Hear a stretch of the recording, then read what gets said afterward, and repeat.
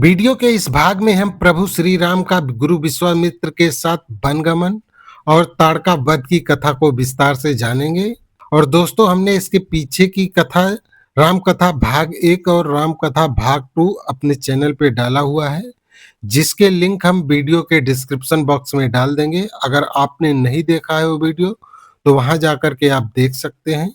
तो दोस्तों, चलिए वीडियो में आगे बढ़ते हैं। सरयू नदी के दक्षिण तट पर पहुंचकर विश्वामित्र ने दोनों भाइयों को नदी के जल से आचमन कराकर वला तथा अतिवला मंत्र का उपदेश दिया और कहा, मंत्रों के प्रभाव से तुम्हें कभी श्रम, ज्वर और अन्य शारीरिक विकार नहीं होगा।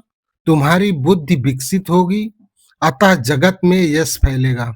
दूसरे दिन वे सरयू गंगा के संगम पर पहुंचे, जहां महर्षियों का एक पवित्र आश्रम था। आश्रम वासियों ने उन तीनों का सत्कार किया और उन्होंने वो रात्रि वहीं बिताई। तीसरे दिन गंगा पार कर वे एक भयानक वन में पहुंचे, जहां सुंद नामा दैत्य की पत्नी क्रूर ताड़का रहती थी। मारीच उसी का पुत्र था। मुनि बोले, तुम इस दुराचारिणी ताड़का को मार डालो और इस वन को निष्कंटक बना दो।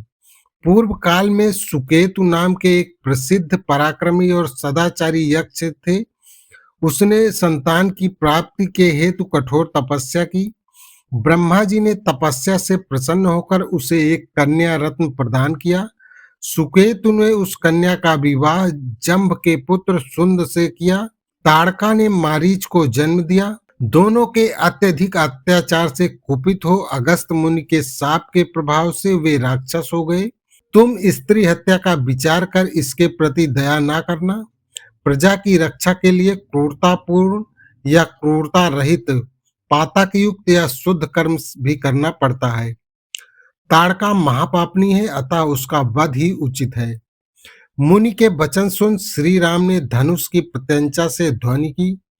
उस शब्द को सुनकर ताड़का रोष पूर्वक दौड़ी हुई उसके पास आई और गर्जना कर उसको मारने के लिए झपटी। श्री राम ने लक्ष्मण से कहा, ये अपने स्त्री स्वभाव से रक्षित है, अतः मुझे इसके मारने में उत्साह नहीं है। श्री राम के वचन सुन लक्ष्मण ने उसके नाक कान काट दिए। श्री राम ने गुरु आज्ञा पर विचार कर उसकी छाती में एक तीक्ष्ण सहायक मारा, जिससे उसकी मृत्यु हो गई। ताड़का वध से संतुष्ट मुनिवर विश्वामित्र ने श्री रामचंद्र का मस्तक सूंघा और अनेक अस्त्रों की शिक्षा दी। वह रात्रि ताड़का वन में सबने बिताई और प्रातःकाल पुनः यात्रा आरंभ की। कुछ समय में वे विश्वामित्र के सिद्धाश्रम में पहुंचे। आश्रम के ऋषि मुनियों ने विश्वामित्र की यथोचित पूजा की और दोनों कुमारों का भी सत्कार किया। श्री राम के कहने पर महर्षि विश्वामित्र ने यज्ञ की दीक्षा ली। ऋषियों की आज्ञानुसार दोनों कुमार 6 दिन तक राक्षसों से यज्ञ की रक्षा करते रहे। छठे दिन आकाश में बड़े जोर का शब्द हुआ। इस प्रकार वर्षा काल में मेघों की घटा आकाश को आच्छादित कर देती है, उसी प्रकार मारीच और सुबाहुशुभ को अपनी माया फैलाते यज्ञ मंडप की ओर दौड़े आ रहे थे। श्री राम ने कहा, लक्ष्मण देखो, दुराचारी राक्षस आ पहुंचे हैं। मैं मानवास्त्र से इसको उसी प्रकार से मार भगा दूंगा जैसे वायु बादलों को छिन्न भिन्न कर देती है। इन कायरों को मैं मारना नहीं चाहता। फिर उपर्युक्त तेजस्वी अस्त्र से श्री राम ने मारीच की छाती में प्रहार किया, जो उसे दूर ले गया। फिर उन्होंने आग्नेयास्त्र का संधान सुबाहु पर किया, जिसकी चोट से वो मृत हो पृथ्वी पर गिर पड़ा। यज्ञ निर्विघ्न समाप्त होने पर महामुनि विश्वामित्र ने दोनों राजकुमारों को अनेक आशीर्वाद दिए। कुछ समय तक दोनों राजकुमार वहीं रहे। फिर मुनि विश्वामित्र ने कहा, नरश्रेष्ठ, मिथिला के राजा जनक के धर्ममय यज्ञ प्रारंभ होने वाला है, उसमें हम लोग जाएंगे। वहां एक बड़ा धनुष रत्न है। वहां चलने से तुम उस धनुष और जनक के पवित्र यज्ञ को भी देख सकोगे। राजा जनक के यहाँ जैसे पूजनीय देवताओं की पूजा होती है, वैसे ही उस धनुष की भी होती है। ऐसा कहकर मुनि विश्वामित्र ने ऋषि मंडली और श्री राम के साथ अपने आश्रम से मिथिला के लिए प्रस्थान किया। जब सूर्य अस्ताचल को जाने लगा तब ऋषियों ने सोनभद्र के तट पर विश्राम किया। श्री राम ने मुनि श्रेष्ठ विश्वामित्र से पूछा, यह कौन सा देश है? विश्वामित्र ने बताया, पूर्व काल में कुश नाम के एक महातपस्वी राजा थे। उनका प्रत्येक संकल्प बिना किसी क्लेश के पूर्ण होता था। वे धर्म के ज्ञाता, सत्पुरुषों का आदर करने वाले और महान थे।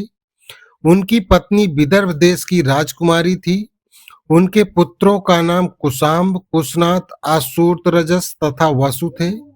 राजा कुश ने अपने सत्यवादी पुत्रों से कहा, तुम लोग धर्म पूर्वक क्षमा को हृदय में धारण कर प्रजा की रक्षा करो। क्षमा दान है, क्षमा सत्य है, क्षमा यज्ञ है, क्षमा यश है, क्षमा धर्म है और क्षमा पर ही संपूर्ण जगत टिका हुआ है। पिता का आदेश सिरोधार कर वे प्रजा पालन करने लगे। पुत्रों से यह कह महर्षि कुश ब्रह्मलोक को चले गए। महर्षि कुश के पुत्र कुशनाभ पुत्रहीन थे, अतः उन्होंने पुत्र प्राप्त के हेतु पुत्रेष्ट यज्ञ का अनुष्ठान किया।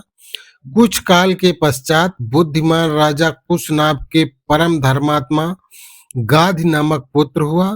मैं उन्हीं धर्मात्मा गाधि का पुत्र हूँ और कुश के कुल में उत्पन्न होने के कारण कौशिक कहलाता हूँ। राघव, मेरे एक उत्तम व्रत का पालन करने वाली सत्यवती नामक ज्येष्ठ बहन थी। वो सत्यधर्मा ऋचिक मुनि को ब्याही गई थी, जो बड़े तपस्वी थे। सत्यवती अपने पति के साथ स्वर्ग चली गई। ये महानदी कौशिकी मेरी बहन के नाम से विख्यात है। यह पुण्य सलिला दिव्य नदी बड़ी रमणीय है। मेरा अपनी बहन कौशिकी के प्रति बहुत स्नेह है, अतः मैं उसी के तट पर बड़े सुख से निवास करता हूँ। कथा में संलग्न होने के कारण धीरे धीरे संध्या दूर होती चली गई। नक्षत्रों और तारों से भरा हुआ आकाश प्रकाशित हो उठा। सारे वृक्ष निष्कंप थे। पशु पक्षी अपने निवास स्थान में छिपकर बसेरा लेते थे। कुछ समय बाद संपूर्ण लोक का अंधकार दूर करने वाले शीत रश्मि चंद्रमा अपनी प्रभा से प्राणियों के मन में आह्लाद उत्पन्न करते हुए उदित हुए। रात्रि का समय अधिक बीत गया जानकर मुनि विश्वामित्र ने सबको विश्राम करने की आज्ञा दी। प्रातःकाल नित्य कर्म करने के पश्चात यात्रा आरंभ हुई और सारी मंडली गंगा के तट पर पहुंची। पुण्य सलिला भागीरथी का दर्शन कर सब बहुत प्रसन्न हुए और वहीं विश्राम करने लगे। सबने गंगा में विधिवत स्नान कर देवताओं और पितरों का तर्पण किया। तदंतर श्री राम ने गंगा के किनारे में मुनि को प्रश्न किया। विश्वामित्र ने कहा, हे श्री राम, हिमवान नामक एक पर्वत है जो समस्त पर्वतों का राजा और धातुओं का भंडार है। हिमवान के दो सुंदर कन्याएं हैं। मेरु पर्वत की मनोहारिणी पुत्री मैना हिमवान की प्यारी पत्नी है। मैना की ज्येष्ठ पुत्री का नाम गंगा और दूसरी का नाम उमा है। जीवों का उद्धार करने के लिए त्रिपथगा गंगा नदी स्वर्ग से उतरकर पृथ्वी पर बहती है।